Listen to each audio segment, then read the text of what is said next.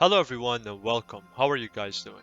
Gold farming is a major part for TBC preparations, and many have been struggling with gold farming lately, especially in high populated servers. You got the raiding expenses, and mostly everything you need to buy is expensive. So in this video I'll be showing you guys the easiest way to farm gold at the moment for many different classes. So let's start with the hunter. If you don't already know, DMT buffs is needed by all raiders, and because of world buffs and Songflower included in the mix, it takes down your buff timers to get them all if you do not plan your routes properly. Players want their buffs as soon as possible without burning the durations of other buffs, so DMT buffs are highly in demand.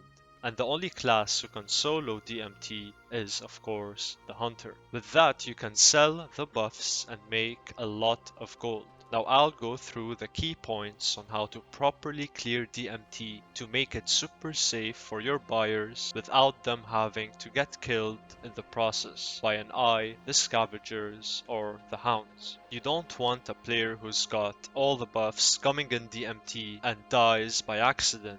That will cause a lot of negativity and drama. Now you would need 4 items. Invisibility pot, large C4ium charge. Now you must be engineering, of course. I don't think I should be mentioning that, but just in case. You will also need 2 more items, frost oil and thorium widgets to trap a specific guard, slipkick. But anyways, let's continue. Now obviously the beginning is pretty easy to do as a hunter. I will speed the process a bit. Once you reach the gate and open it, there starts the key points I need to explain. You got 2 eyes that roam beyond the gate. What you can do is either avoid the eyes, which will increase your time to clear the MT, or kill the eyes to stay safe until you reach above. So just kill them if you are not experienced with soloing DMT. The eyes take 15 minutes to respawn, so do not worry about time because it's a one-time thing before you start selling and making money. After you kill the second eye, set your timer on to know when you hit the 15-minute count.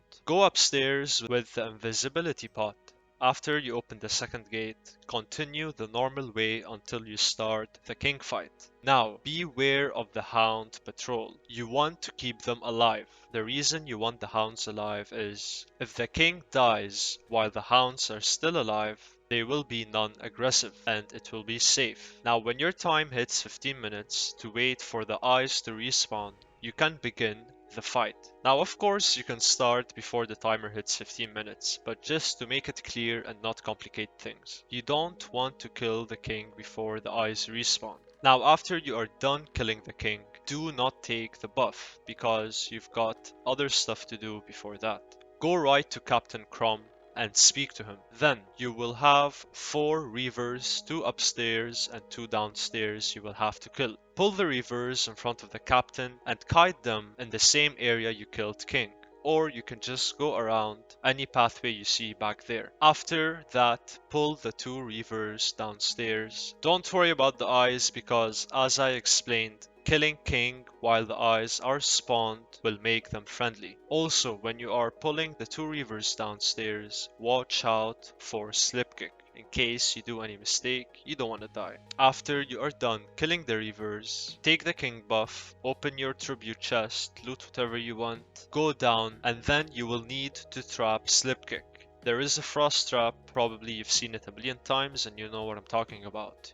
You would need the 2 items I told you about, frost oil and widget. Turn in the quest and he will get trapped once he stands on it. So after you trap, make sure to kill the scorpions and whatnot, and then you will be done with everything. After that, start posting your service in world chat and the DM channel and see the amount of people joining. Also, remember that timing is key while doing this process. In case you have a lot of free time, you can just stay semi-AFK and keep posting until you find people whispering you. You can also do a macro that will automatically invite people. Now the money you will make is 7 gold per person. Maybe if there's a lot of competition, you can decrease that to 5 gold if you want, but just stick to 7 gold because remember, 5 people is the maximum in a group. So a lot of sellers will have full groups and people don't want to be in a queue. So you will find a lot of buyers anyway, don't worry about that. Sell for 7 gold every 10 minutes, 4 people. Do the math. And if you want to speed up the process, escort them with aspect of the pack.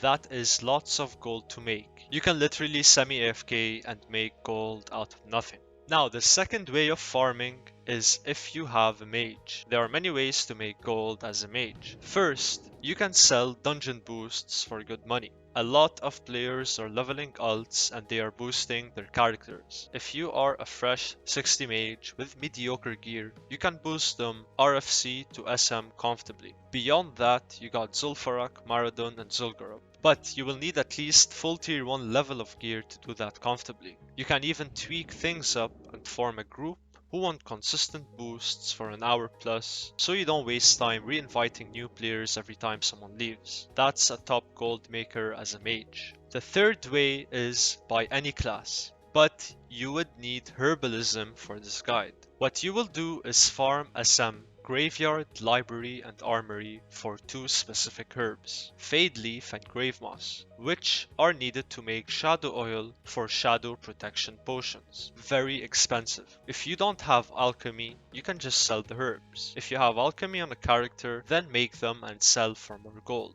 The process is, you start with graveyard or library, whichever you prefer, go pick up the herbs and then move to the next SM until you finish all 3. After that, reset and repeat. You can only reset 5 times per hour, so do it quickly until you get locked. Then switch to another gold farming process. That will increase your gold per hour. You can set your Hearthstone in Eastern Plaguelands, so that after you get locked, you Hearthstone and continue herbing in Plaguelands. Then after the instances unlock, right back to SM. Time your route that before it unlocks, you will be herbing in Western Plaguelands, which is close to SM. Have your time set always to maximize the outcome. In an hour or 2, you will make at least 150 gold from that. And that's on a high server. Plus, it depends on the time of the server. Don't expect to find lots of herbs during peak time, then complain about not getting anything. Always know your server times and all that stuff. If you are in peak times and you don't want to herb outside,